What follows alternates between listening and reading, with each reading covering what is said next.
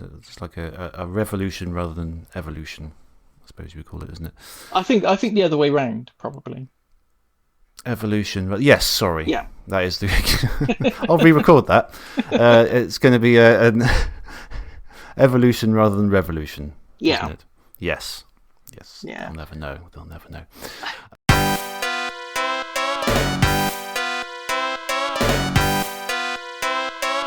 Hello, welcome to the Podemup podcast. Today we are learning all about Cassette Beasts, an impressive take on the Pokemon formula that breathed new life into the genre. We also touch on the recently announced Switch 2. All that and more in episode 66 of Podemup.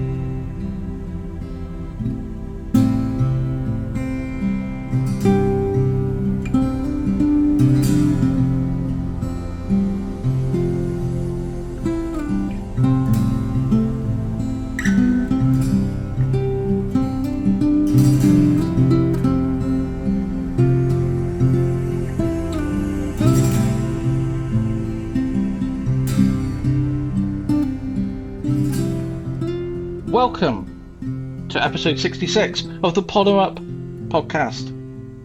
I am Tibbs. I forgot to introduce myself. I'm Tibbs. This is Ollie over there. Hi, I'm Ollie. Hello. And you've just discovered why Ollie does the intros. And I don't. Sometimes, every once in a while, I give him a go. I say, "Did you want to do it this month? Have a little go. You can do it. Go on." Yeah. Do you want to do some of the heavy lifting this time? No. No, you just want to sit there. It's okay. Oh, it's fine. You sit down. It's fine. No, you did a good job. It was good. Thank you. Yeah. So, how are you? I'm good. How are you? I'm also good. Excellent. So we're both good. Yeah, Cassette Beasts this month, isn't it? It is. Yes, Cassette Beasts. It's been ages since we last recorded, actually. I think it's been about 2 months since we last recorded, I think, isn't it? I don't know. Was it because it was sort of end of December, wasn't it? No, it was earlier because I got it out before Christmas. So I think it's sort of early to mid-December that we actually recorded. So it's been a while. I pushed it back a little bit just to get as much done on Cassette Beasts as I possibly could, but I've still, well, I'll tell you later how much I've done, but not loads. Not loads and loads, but it's a chunky old game. There's lots to do. Yeah, I've done about 11 or 12 hours, and I've still got a lot to do on it. But I think I've certainly got enough to talk about. Oh yeah, for sure. But yeah. So it feels like it's been ages since I've spoken to you. Yeah. But yes. So what you've been playing? What you've been up to? Absolutely nothing, really. Oh, it's the same for me, really. Yeah, it's kind of been one of those months. I mean, yeah.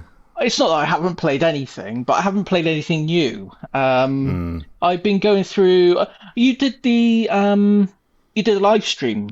I did. I did a bit of Sonic 3 and Knuckles over Christmas. You did, and it kind of inspired me to go back and play Sonic 3 Air again. Yes, well, that was the version I was playing. Yeah. So I've been playing. Yes. I've been playing through that.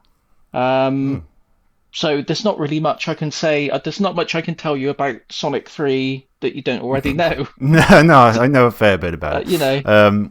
Yeah. So yeah, that stream, it's on our YouTube channel if you want to go and have a look at it. I did it on Twitch, but I put it on YouTube now. And it was good. I got to the Sonic 3 half of it. I still need to get around and finish off the Sonic and Knuckles portion at some point. I don't know when that will be, but. Yes, good fun. I've been listening to the Retronauts. You know the Retronauts podcast? Yeah. They've been very slowly working through this really in-depth guide to the whole game. I've just listened to the final part today. That's a really good one if you want to check it out. It's a great listen. There's really go in-depth as to why it's such a brilliant game. Yeah, really good. I'd recommend checking that out. Yeah. So, but yeah, so that's that, and I keep going back to Spelunky, even though I'm Hmm. terrible at it. It's got its claws into me. It's hard to escape. So it's basically been a mix of Spelunky and Sonic 3 Air. That's really what's other than, Yeah. besides revisiting Cassette Beasts. That's what's taken up Yeah. the bulk of my time. We did both play a bit of that Sonic Galactic demo, didn't we? Yeah, did we talk about that on the last show, or does it not out No, since we then? didn't. We spoke a little bit about it on Twitter, amongst Oh, ourselves, but we didn't mention it last show because it oh, wasn't that's out yet. so good. It's so impressive, isn't it? Oh, it's so good. It's a fan game, a Sonic fan game, but very very professionally done. Like all original graphics, lovely lovely original sprite work, some really nice sort of enemy design, and just everything looks brilliant. So it's it's well worth it's looking out for on that everything one. that I've been wanting, since Sonic Mania. Mm, yes. Basically, it's the same. Yeah, it's a classic formula. The physics are spot on, and it just does a few little new things, and it pushes things Mm, in a few new directions. Nothing too revolutionary. It's the same yeah. sort of thing you'd want, but They've got a nice little original character, that little mole guy. He's nice, isn't oh, he? he's brilliant, isn't he? I think he fits the aesthetic perfectly. Yeah. He's exactly what you want from a classic Sonic character. Yeah, it's really nice. Yeah, Very good. I can't wait for the finished product to come out. I don't know if they've got an ETA on when it'll be finished, but No, these things take time. Fan games are in development for years and years, aren't they? yeah, But there's like 3 levels in the demo already, so it's got a fair chunk of the way already, I think. yeah. So yeah, one to watch definitely. I've played the teeniest tiniest sliver of Bomb Rush Cyberpunk. Oh, cool. What do you I think? managed. Well, I haven't really got. I'm literally just still on the tutorial, so I haven't got enough experience with it to form an opinion. But I did manage to get the physical on the Switch from the GameCollection.net, of course, for Mm. like £8. It was Oh, really, wow. really cheap, like a couple of weeks ago, and that's the cheapest I've ever seen it anywhere, including digital. So I thought I Yeah. had to snap that up. So that was that was my motivation for getting it, really. But yeah, I've literally had one session on it. I've just done a bit of the tutorial, but it did strike me how sort of authentic to obviously Jet Set Radio, but just like Mm. the time period of when those games came out, like the early 2000s. Like it feels Yeah. very much like it could have been on the Dreamcast or the Xbox. There's a sort of an unpolishedness to it, which I mean in a good way, Yeah. that makes it feel less like a modern game and more like a retro game or an enhanced retro game. Yeah, So absolutely. yes, I shall try and fit more time into that in time for the next month. But yeah, that's really all I've got to talk about as well. Actually, Yeah, um, it's just been one of one of those those months, really. times. Yeah, because Yeah, I don't know, I didn't get any time off over Christmas. I got Christmas did you Day not? off, and I got New Year's Eve off, and then that was Mm. it. Other than that, it was just work, work, work. So it's just been all busy bees. Yeah, yeah. I've been very busy at work as well lately. So just always too much on, isn't there? And there's Yeah. just I just wish I was young again and just had endless amount of free time. I'm so jealous of young people at the moment, but they've Uh, got time to just I don't know whatever they do these days. But I don't know. They just go on or they go on that TikTok, on that tickety tock thing that that I see in the tickety talk newspaper, that I've yeah, heard so much about. yeah, yes, Uh, I still don't understand it, but no. anyway, we won't go down that road again. News. So the news Switch 2's been announced, hasn't it? Yeah. Finally, after much leaks and things that everyone else released stuff about it and leaked stuff about it, so Nintendo finally told us that yes, it's basically like another Switch, really, isn't it? It's like a Yeah. evolution rather than revolution, isn't Yeah. it? Yes. What's your impressions? What do you I'm think? excited for it. I think it's great. Yeah. I know that there seems to have been a bit of a I don't know, almost I know this is rich coming from me, but a bit of a cynical reaction to it on Twitter a bit. I think a lot of people were just expecting Nintendo to just go the other way and just do something completely wacky and sort of Nintendo really just come up with a whole new idea. That's kind of what I was expecting as well before the leaks came out to suggest what it was going to be. But I think it makes sense. I think the Switch was so successful, they'd be daft to move They too would far be. away from it. Yeah, just move it on a little bit. But I guess there's a danger of people, because like with the Wii U, people didn't really think it was a new console. They just thought it was like a tablet for the Wii. I guess you can't really make that mistake with Switch 2 because it's very definitively the next thing, isn't it? But Yeah. I don't know whether it's going to draw enough attention to itself for the sort of the less hardcore crowd. I don't know. I don't know. I mean, the Game Boy managed it for 15 odd years, didn't it? It was, Game Boy, true. Game Boy Pocket, Game Boy Color, Game Boy Advance, and it managed. True, that's true. Yeah, with the same name. Yeah. Yeah. Same name. So It's interesting. Is it this is the first Nintendo console? Oh no, the Wii U, isn't it? Yeah, I was going to say it's the first one to have the same, based on the same name as the previous one, but no, ignore me. I just well, But no, and Nintendo Entertainment System and Super yeah, Nintendo. of course. Yeah, we'll cut that out as well. Forget that. That's a stupid idea. Editing on the fly here. But yeah, it's good. But I'm looking forward to seeing the games. Which they'll be telling us about in a couple of months. I think in April. I did get when they had the date announced. They did it in the American format, which was like 4 to 25, and it's just we've only got like a month to wait. Then less than a month to wait, and then I realized, oh no, that's the backwards American way of putting the date, which I don't get why they do the month. No, I don't really, understand really weird, that either. Really. Yeah, very odd. But still, so 2 months from now. So hopefully, I would love to see the next big 3D Mario. I think it's time for that. Don't you? Yes, I don't think we'll see that though. Do you? Don't reckon? No, I think Mario Kart will be the Mario showing for it. Yeah, it's an interesting one because they've just recently put all those extra levels in the Mario Kart 8. Yeah. So I'd have thought they wouldn't have focused on the next Mario Kart soon. Although that game the first version of that is like 11 years old now, so it's kind of, Mario Kart 9 is overdue. But yeah, given how they've been focusing on that quite recently, I would have thought they'd shift to something else. But yeah, that's I think in our house. So. I think Mario. I'm gonna pull a wild card out. Right, Arms 2. Really? No, I'd be very surprised if we ever. I was going to say, I think the best they can hope for is appearances in like Smash Brothers. I expect. Yeah. Probably. Yeah, probably. No, I'm excited for it. The other than I could sound like a broken record, but other than Astrobot, the PS5 holds very little appeal for me. It's doing nothing to compete at the moment, really. Apart from that, Xbox is one step away from being a third-party publisher at this point. Yeah. There's nothing. There's no console exclusives. Even Forza's coming to PS5 now. That's it. That's right. It is. Yeah.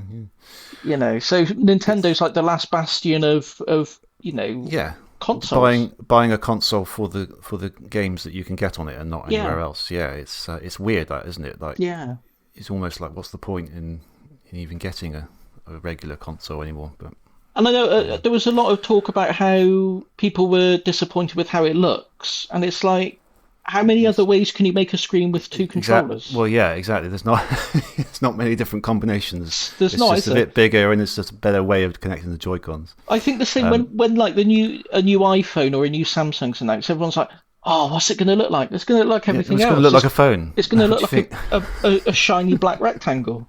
Yes. I don't know what I'd be you're very expecting. surprised if it just shaped like a hippo or something like. Yeah, I'd buy that. I would too. Yeah. Yes. So, yes, excitement, I think. Yeah. Excitement from us, yeah. I think Metroid Prime 4 will probably be there. I'd forgotten about that. I forgot that was even a thing. That's going to be a thing, yeah. I'm quite looking forward to that. And I don't know, it's hard to say with them, isn't it?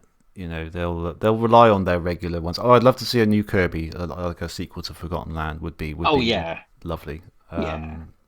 I think that's still. I know we've had one or two Kirby since then, but yes, that would be really nice.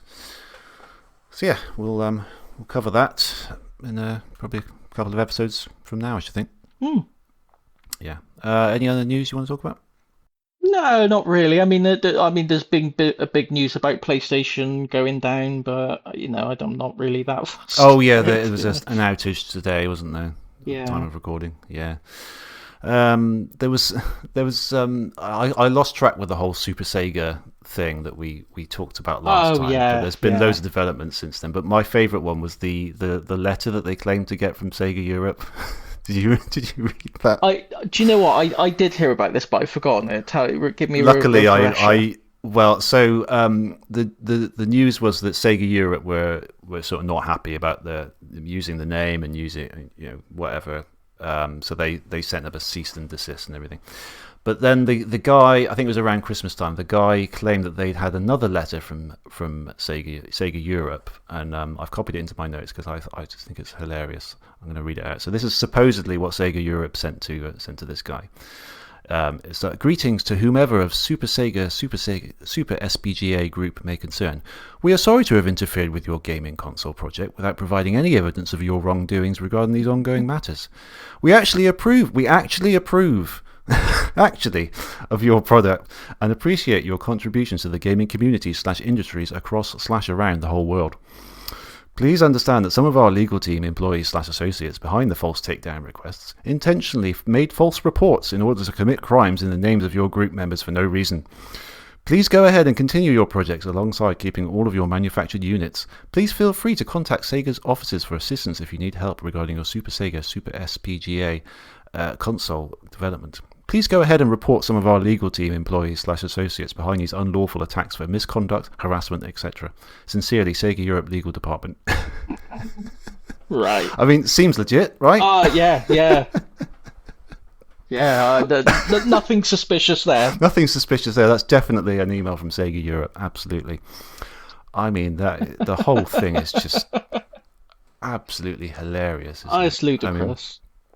Yeah. In case you missed it, this is basically a guy who was claiming he's going to make an FPGA console that ran all the Sega games, including Dreamcast.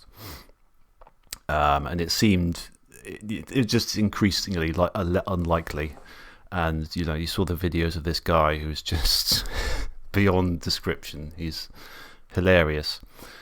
But yeah, that's. I don't think that's going to happen somehow. Do you? No. No. Sorry to disappoint anyone.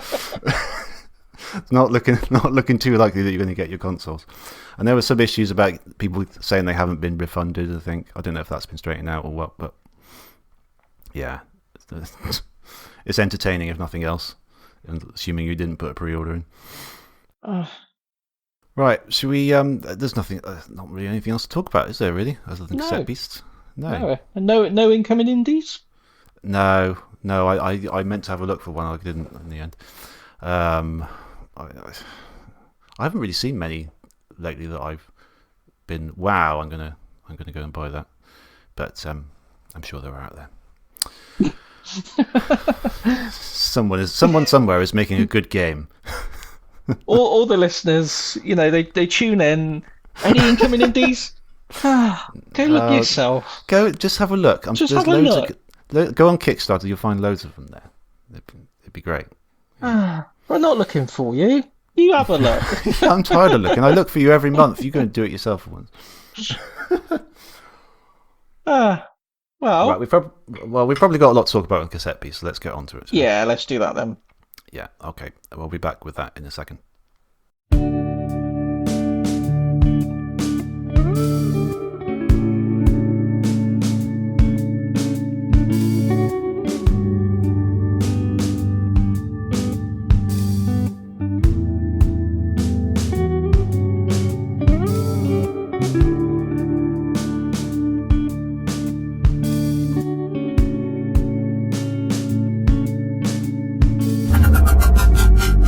Video Game Book Club.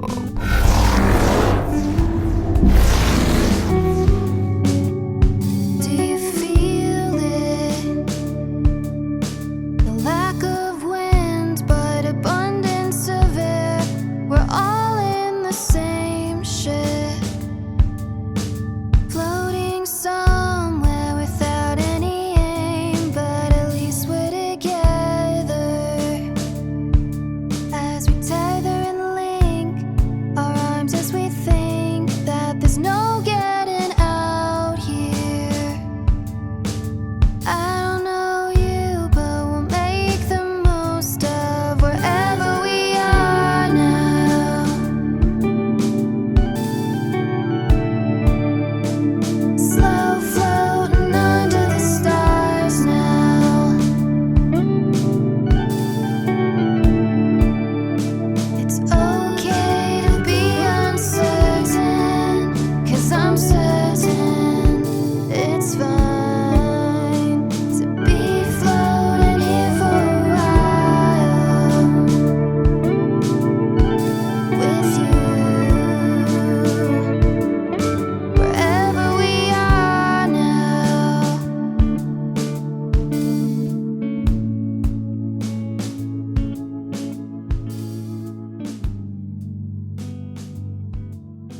Hello, welcome back. Cassette Beasts is the game we're talking about in the book club this month. This was developed by Bitten Studio, published by Raw Fury, and released in April 2023 for Windows and Linux, with console versions on Switch and Xbox Series S and X and Xbox One in May 2023.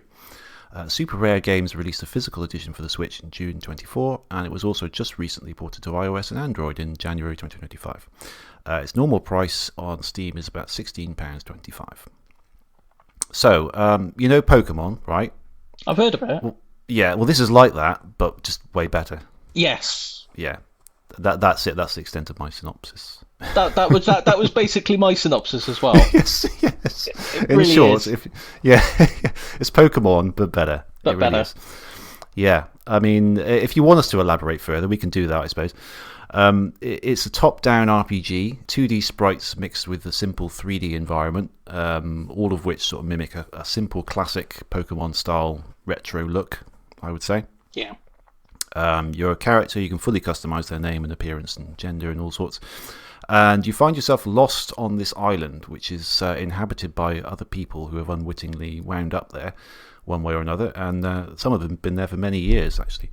And the island is inhabited by these monsters, whom you can have turn-based battles with, and you have a cassette player with you and the ability to make copies of those monsters onto the tapes, which you can then transform into by use of the tape player.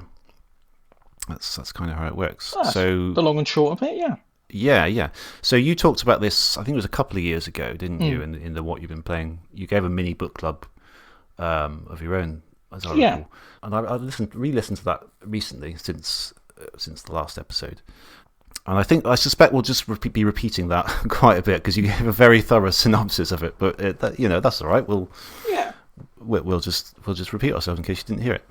So it's almost pointless me asking you what you think because I know you love it. I love it. Yeah, I love it. So I guess if you've been listening to the podcast for any length of time and you've already heard my love for it. It'd be more interesting, I think, to hear what your take on it is. So, back at me. I loved it. I thought it was really good so far. Interestingly, it took me maybe a couple of hours to really get into it for some reason. I don't know why. Perhaps I was just not in the mood for this sort of game at that particular time. But it almost got to the point where I don't know if I'm in the mood for this. Maybe I'll just watch most of it on YouTube. But luckily, I didn't do that. I persevered, and very soon after that, I became quite hooked on it. Yeah. I think the story and the characters are the main thing that's driving me. Oh yeah, that absolutely. Yeah, it's like the gameplay is Pokemon. It's a step up. There's lots of differences that we'll go into, and various changes with the battle mechanics and the way things work. A lot more streamlined and stuff like that. But it was wanting to find out why they're on this island, which I still haven't done because I haven't completed it yet. So I will continue playing it and hopefully get further or maybe complete it by next episode. I don't know. But yeah, this was one of the key differences with Pokemon, because Pokemon started out as a great game. The first sort of iteration of it was brilliant. Yeah. But it's been the same game pretty much ever since. Every generation is just, go through, find all the gym leaders, be the best Pokemon master, whatever. And there's no substance to it from what I've played of them. And I haven't played all of them exhaustively by any means, but it's just every time I do it, it always just feels like quite a thin thing where you're just going around fighting other people, and there's no real interest. They feel a bit like reskins, if we're being honest. They do. Yeah, just here's some new Pokemon, here's a new world, but it's basically the same sort of thing. Yeah. Whereas this, you want to solve this underlying mystery, and you meet these characters, and they've all been sucked onto this island for one reason. Well, we don't know the reason, but from different time periods, from different places. They've all got their stories of how, who they are, what happened to them in their past lives, and things like that. And you team with them, your character, and you always have, I guess, at least one person. I don't know if there's more at one time in a battle.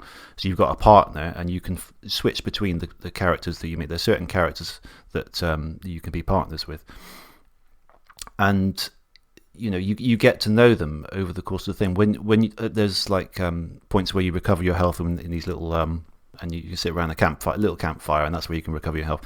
And it gives you the opportunity to talk to the character, and you have a little dialogue, and you find out a bit more about them, and you help them on their story. They've all got these little sort of quests to do that you help them with, and you help them to discover something. And it was just that drew me in, and this whole mystery about the archangels, so around the like super monsters basically, and they're beating them reveals the key to why they're all there. I'm guessing, and that's sort of the main quest. You've got to find these weird archangels. I remember you describing them before, and they're all, the basic look of the game is like a 2D sprite, but some of these look completely. They're in a completely different art style. Like they're 3D polygonal, or they're. I think you said there's one's made out of clay or something like that.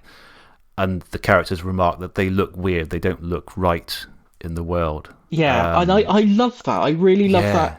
Because it's easy to say, have a character like, that creature doesn't look like it belongs here. But to actually, it's such a simple art choice to just, we'll just make it in a completely different art style. But I think it really works. It's really impactful.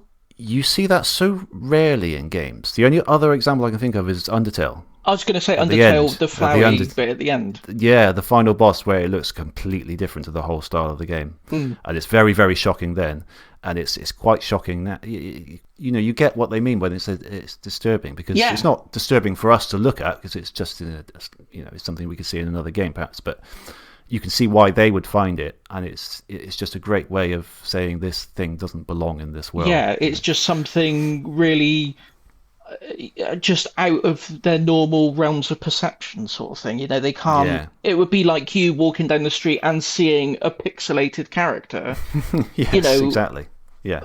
It would just mess with your mind. You just, I don't understand what I'm seeing. I love it. Yeah, and I liked the way the cassettes work and everything, because it's different to Pokemon. So, I mean, in Pokemon, you've got this thing where you're basically trapping you find these animals and you're capturing them and storing them in these little tiny balls. And you assume they like it in there, but all they can really say is their own name over and over again. So how do you know they're not saying, please, for God's sake, let me out of this ball? Yeah.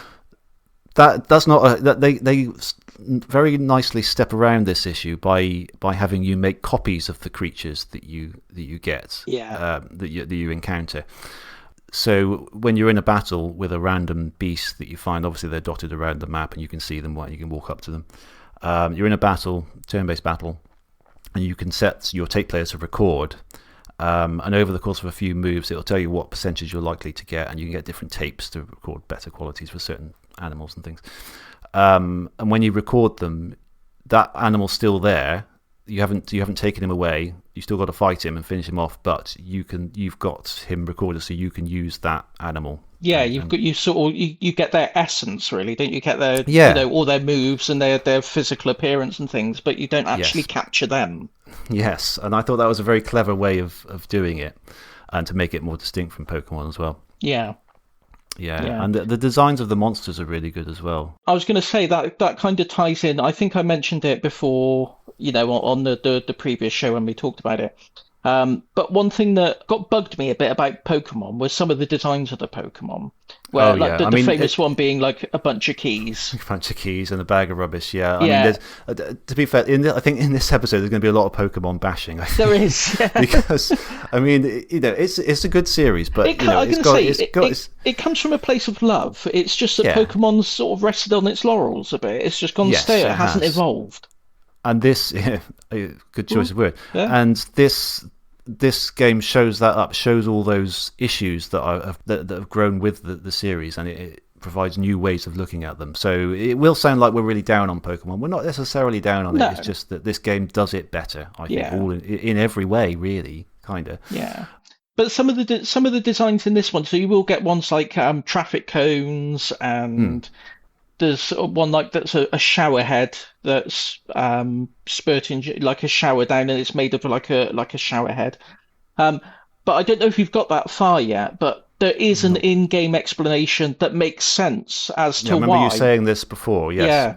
And I'm keen to get there, because some of them they're interesting choices. They're often these sort of really cool mixes of animal and thing. So let me scroll down to some of the examples. Some of the ones that I use. And I didn't find myself collecting a lot of them. I was kind of happy with some of the ones that I pick a new one up now and then, but I had Toku Sect, which is like a moth-like sort of creature. It's quite cool looking.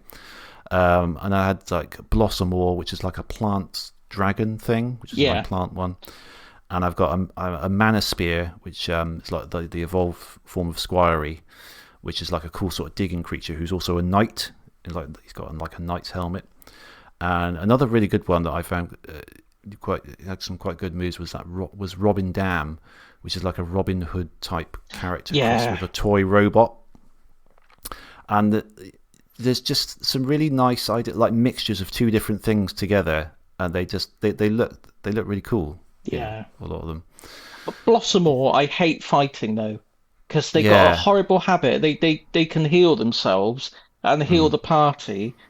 And they can do it over and over and over. And there have been times in the early game where it's just stuck in this infinite loop of attacking, healing, attacking, healing, That's right, attacking. yeah. Yes, they're not particularly powerful, but they've got sort of annoying moves like that, which makes them quite useful as one to have as well. They've got the types like Pokemon do. They've got different ones like plastic and things like that. And there's really interesting ways that they interact with each other, aren't they? So like, when you set fire to a particular one, it becomes a different type. Yeah, so you can get like a ice type. If you attack it with a fire attack, it could turn into a water type. Or I can't remember what the combinations are, but there's one where I think if it's like a water type and you attack it with a fire type, sometimes it can create steam, put like a barrier in front of them for a steam attack or something. There's all kinds of cool ways they sort of interact with each other, and you could put coatings on you could coat an enemy with coat an enemy with plastic. And that would make it vulnerable to, whatever attacks plastic type. I was going to say Pokemon. Plastic type beasts are weak to. So there's all sorts of ways you can play with the different types and the different skills that they've got. It's really quite in depth. Yeah, there's a lot of depth to the battle system as well. Yeah, I liked that the whole process of leveling up was a lot more streamlined than Pokemon, because you level up your character rather than the creatures. Yeah. But the creatures develop because they've got sort of a lot of slots for moves, which are they use the term stickers, and they learn them as you use them, and you can swap out the stickers as well. So you can take the moves away and keep them and give them to another creature that will be able to make use of them. But their level is specific to your character and your sort of accomplice, so you don't have to keep leveling them up separately. It's so annoying in Pokemon where you get a cool new Pokemon, but he's quite a low level compared to all the others. So you've got to grind and train him up. Yeah. And then you do it with another one, and then you go to the gym and you find that all your Pokemon aren't suitably matched to that type. So you've got to get a couple of fire types or whatever and train those up, and it's just a slog. And this game cuts all that out, I think, and just says, okay, these are your types, and this is your level. And I always found that I didn't have to do much, so far anyway, I haven't had to do too much grinding. Like the monsters and the trainers that I'm fighting against are always kind of the same level as me, whatever I'm doing. I don't know if that's an intentional thing or just happened like that. I think it is. I think it's very well balanced. There were a couple of sections where I did need to grind here and there just to but it wasn't.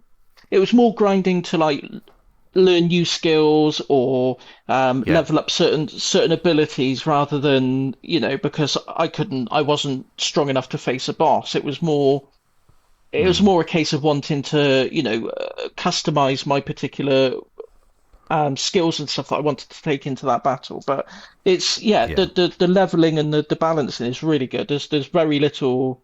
It's not like you're not going to breeze through it, but there's not really any places where you're going to have to go back and just grind to get your level up. It's really well designed. Yeah, I think you just feel like you're constantly moving through the quests. Yeah, that's really good. It sort of keeps you involved in it, so you don't get bored, basically.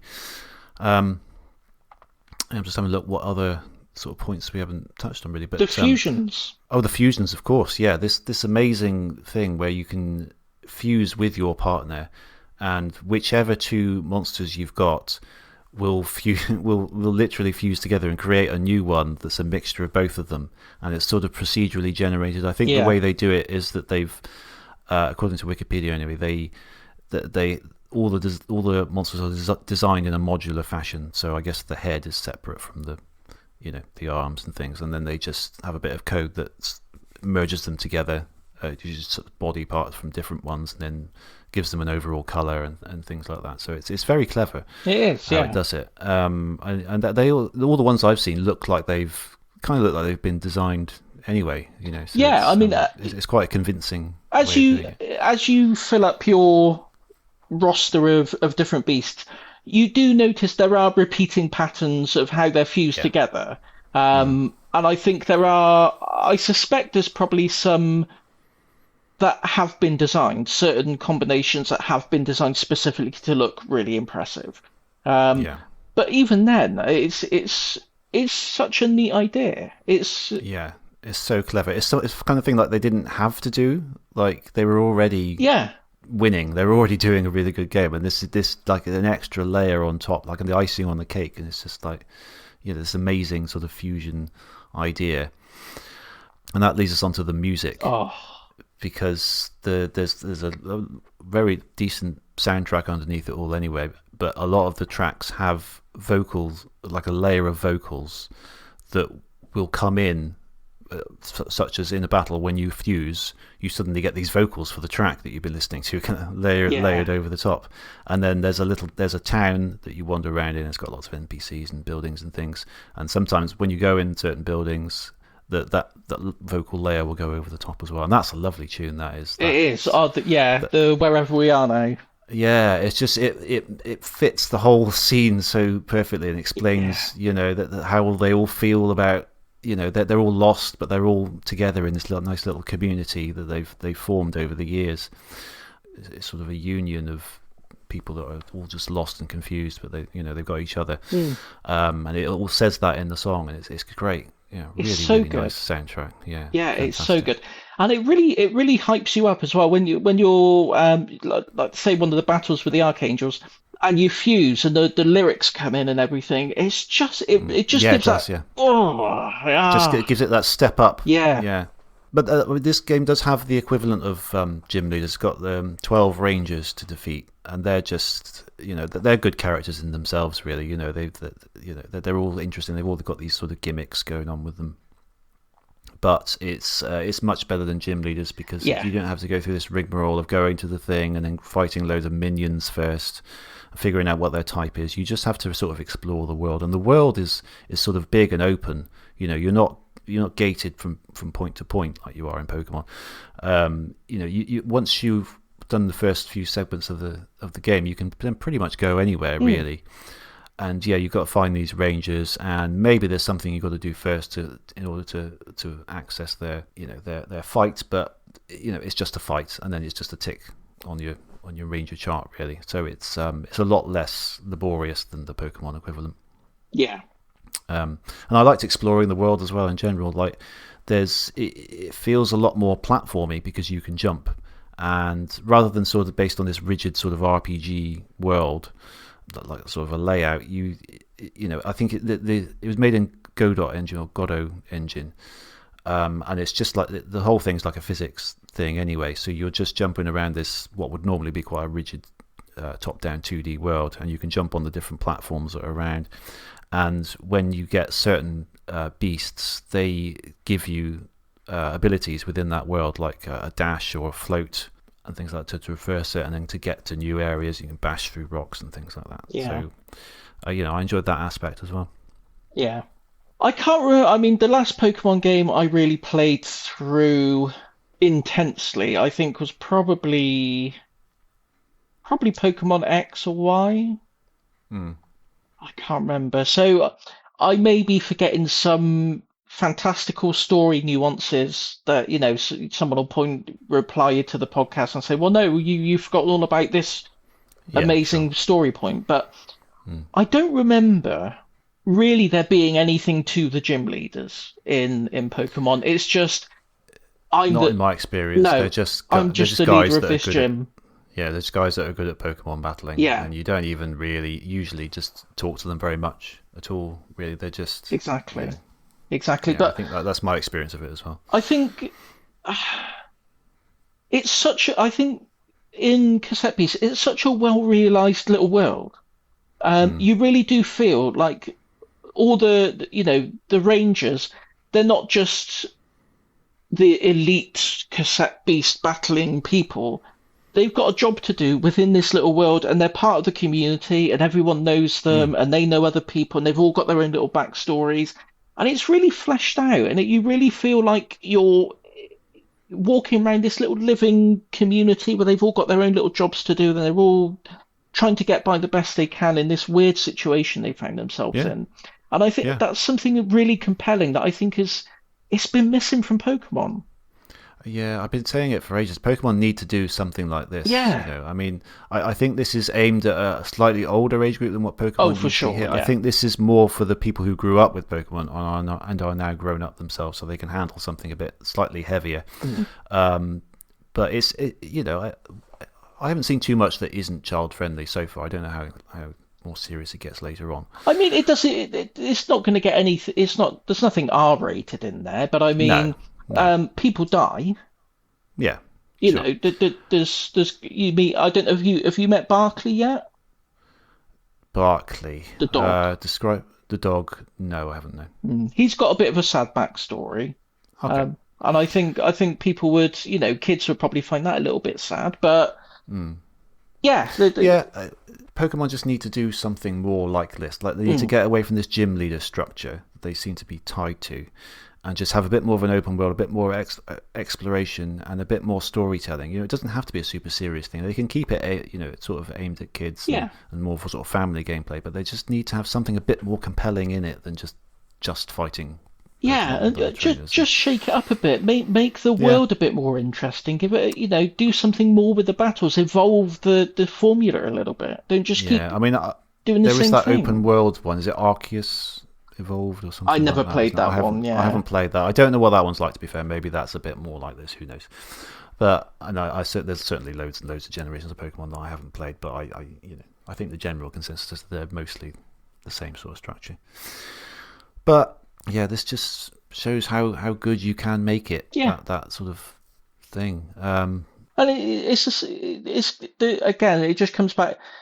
You care about the characters, and you care about really do, yeah. You care about what you're doing in the world and why you're doing it. It's not just, oh, I have to do this mission now so I can get to the next bit, and just so I can unlock this bit of the map. You're doing it because you care about the story and you want to know what's happening. You want to know what's going to happen to these characters, and it's so important. You want to resolve each of their individual little quests as well. Like, as I said earlier, they've all got their own sort of mystery to solve, or the objective to get, or a thing to find. Like one girl wants to find a particular record, isn't it, or an album because there's a mole, like a mall suddenly sort of fall, like whole things fall there as well. Like this mall has fallen at the top of the map. Another character, his bedroom, he's come in his bedroom, like it's dropped in there.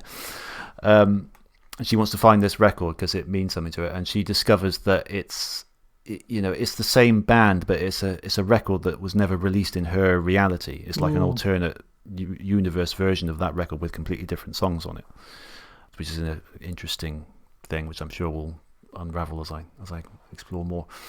So it seems like there's little clues as to what's what the reasons are for all these things happening, and then there's this mysterious antagonist, sort of triangle head character who's sort of securing all these archangels once you defeat them as well.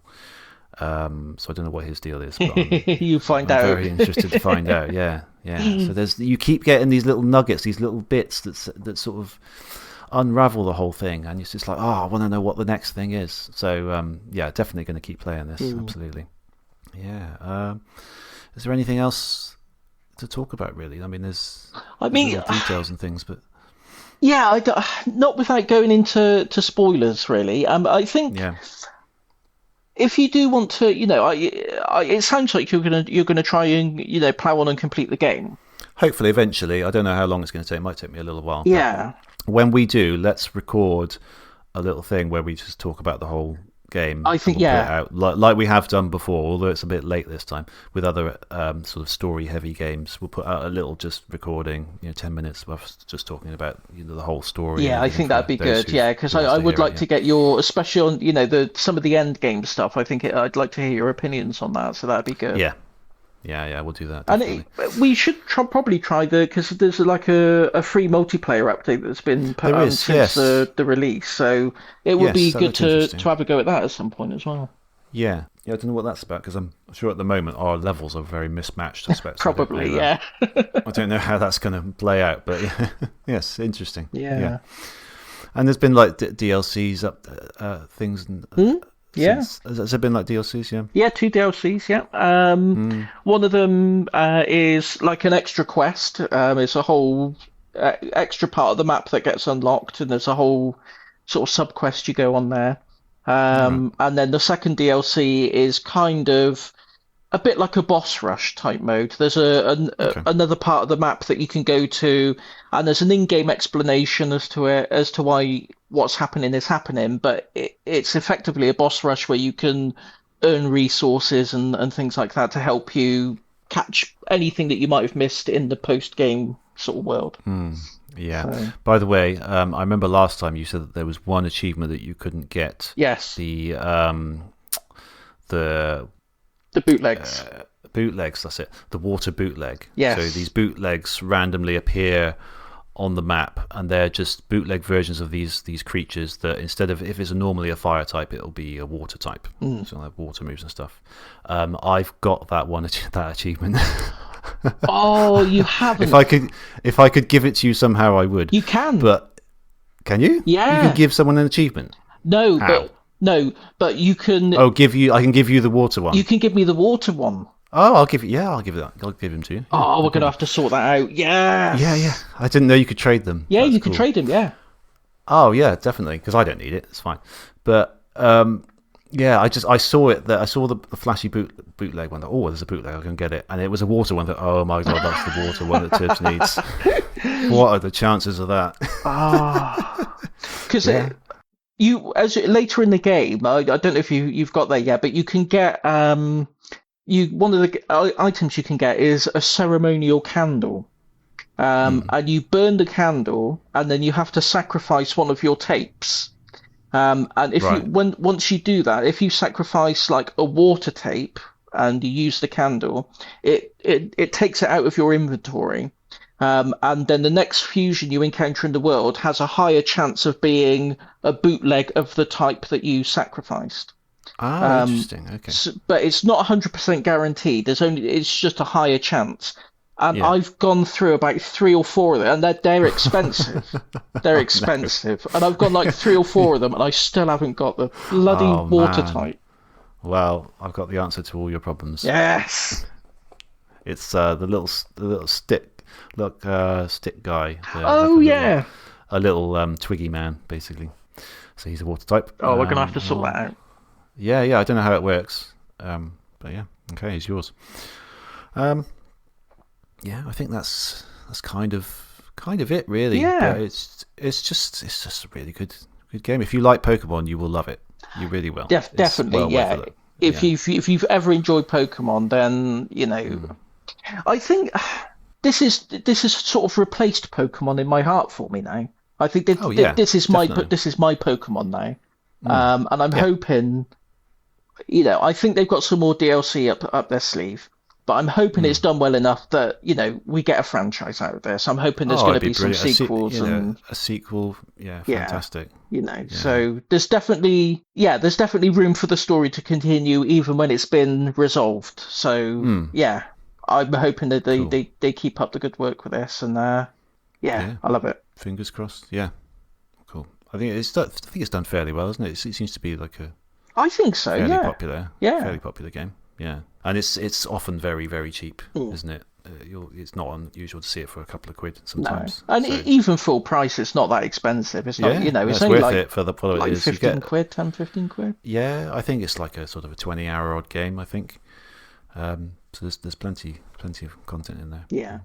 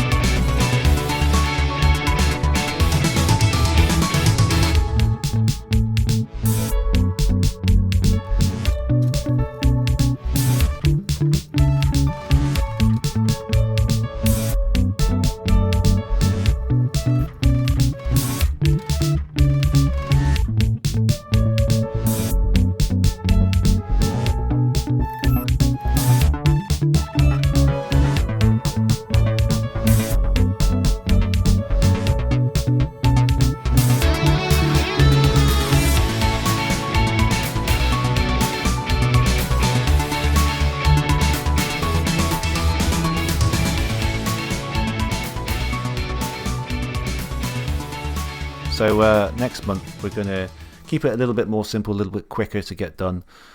So I'm going for a Mega Drive game because we haven't done a Mega Drive game in a long time. Okay, yeah. So I'm going for the original Earthworm Jim. Oh, nice. Yeah, I'm very experienced with the second one, Earthworm Jim 2, but I've only played the first one a little bit, so I thought it would be fun to play that for a bit. Yes, series a franchise that was very close to my heart as a kid. I loved the sequel. I loved the cartoon. I thought the cartoon was really, really funny. Yes. So we'll talk about all that next month. But yeah, it's just a great sort of platform, great character from the 90s that deserves some bottom-up discussion, I think. I gotta say, even if I say so myself, that's a strong start to the 2025 podemup. I think things. Yeah. Podemup season 2025. Yeah. I think that's a great couple of games to That is a really strong start, yeah. It is, yep. Okay, so if you want to hear more episodes that we have done in the past, you can go to podemup.live, where they're all listed very conveniently. They are also available on all good podcast clients, and probably some bad ones as well, I expect. We're also on YouTube. All our episodes go up there automatically if you like to listen to stuff on YouTube, but also on Spotify. We are at Podemup on Twitter and Blue Sky, and although I haven't posted that much lately because things just don't get much of a reaction. It's just really, really hard to get noticed on both of the platforms, really, sadly. But yeah, and mail at podemup.live is our email address if you want to just email us like the old-fashioned way of doing things. Yeah. So this feels like quite a short episode, doesn't it? I was going to say, I think we haven't even hit the hour mark yet. So we haven't hit the hour. This is a really short one. That just means I can just put loads more Cassette Beasts music. Doesn't it, to pad it out a bit. What I can do is I can play the lyricless versions of songs for like a minute, and then just chuck the lyrics in on top and just extend it a bit longer. Yeah. Is there anything else to talk about? Any tangents you've been on lately? Tangents? Anything amusing that's happened? I don't know. No, I don't think so. I think there's just about enough of an episode here. I think we just, there's just not a lot been going on otherwise, really. I was going to say it's January's always quiet, isn't it? Yeah, nothing goes on. No one likes January, do they? No one likes January or February for that matter. It's really slow. They're really cold. They're really dull. Oh, I'll tell you what. Nothing interesting. Here's a tangent. Okay. Right. Yep. Mm-hmm. Have you watched the new trailer for Jurassic World Rebirth? Yeah, I did. Yeah. What do you think of it? It was all right, I suppose. I didn't like it. No. I didn't like it. I don't like. I moaned about this. I don't like the dialogue. I don't know why they talk like it. Don't tell me they're raptors. They're raptors. Shut up. Shut up. I don't know. You might say that. Yeah. You might say that, but I know what you mean. Yeah. I know what you mean. There's dialogue in it that you just wouldn't say in real life. No, and it's like, what are those dinosaurs? Oh, they're waterosauruses. And they're gonna hunt and kill and eat us all and tear our bodies limb from limb. And she turns around and goes, none of what you just said was good. Shut up! Oh! Yeah. God, no! And they got like a great big bloody weird dinosaur. He's not even like dinosaur. He's not even like a dinosaur. Not a proper one? No. Yeah. Well, they do that sometimes, don't they? They just decide to make up a dinosaur, I think, don't they?